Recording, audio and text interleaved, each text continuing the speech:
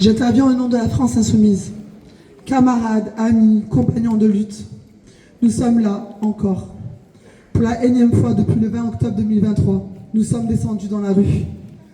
Et ce seul fait est une honte pour les gouvernements, parce qu'il faut se mobiliser encore et encore. C'est que le massacre continue. C'est que les bombes tombent encore. C'est que les enfants meurent encore. C'est que la communauté internationale laisse faire encore. Depuis 9 mois, Gaza est devenu un cimetière à ciel ouvert. Un peuple affamé, assoiffé, privé de soins, bombardé sans relâche. Et pendant ce temps, Israël poursuit la colonisation en Cisjordanie. Expulse, tue, emprisonne. Et que fait Emmanuel Macron? Il condamne mollement, mais ne fait rien. Rien pour arrêter les livraisons d'armes. Rien pour suspendre les accords avec Israël. Rien pour soutenir la reconnaissance pleine et entière d'un État palestinien. Mais l'actualité montre aussi que les lignes peuvent bouger. Une conférence internationale doit se tenir le 28 et 29 juillet à New York sur l'avenir de la Palestine. Mais Macron n'ira même pas. Il envoie un sous-ministre et il ose encore parler de paix. Une nouvelle flottille humanitaire, la flottille Andala, est en route vers Gaza. Des citoyennes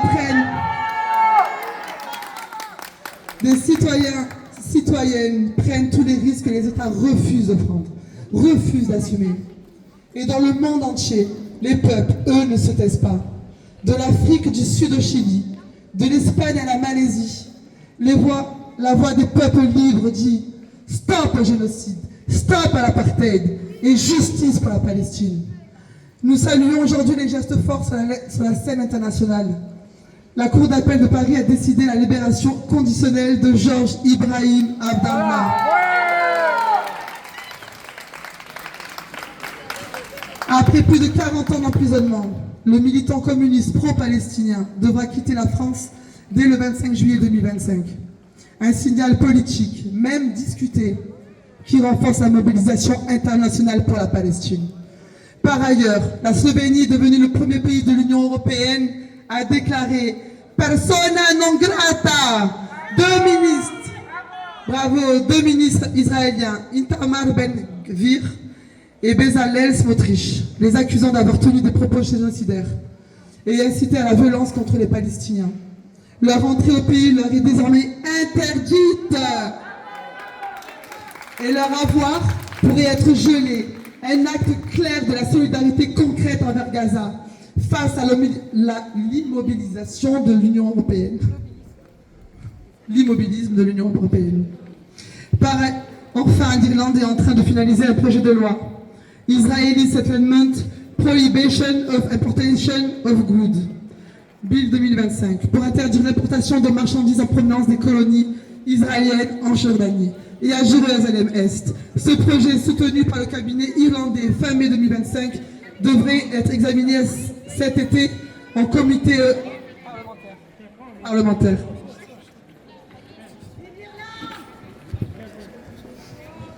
Nous aussi, nous avons des revendications claires et simples, intransigeantes.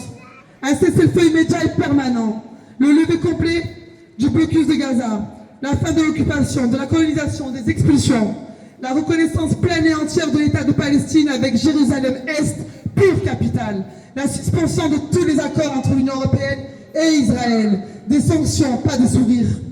Et à ceux qui nous reprochent de manifester trop souvent, nous répondons, trop souvent?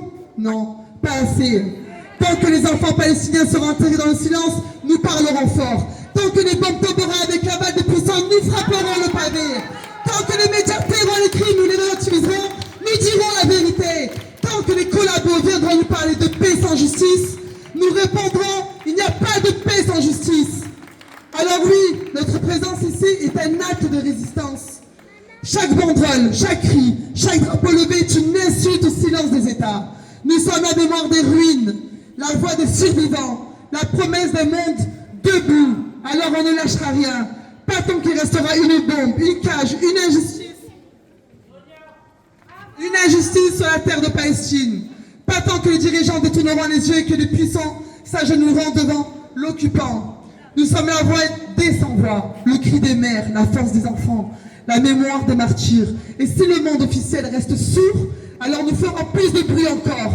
Dans la rue, dans les usines, dans les quartiers, nous porterons haut le drapeau de la résistance palestinienne. Vive la lutte des peuples pour leur liberté. Vive la Palestine libre, du fleuve à la mer. Et honte au complice. Palestine vivra, Palestine vaincra. Merci. Jamais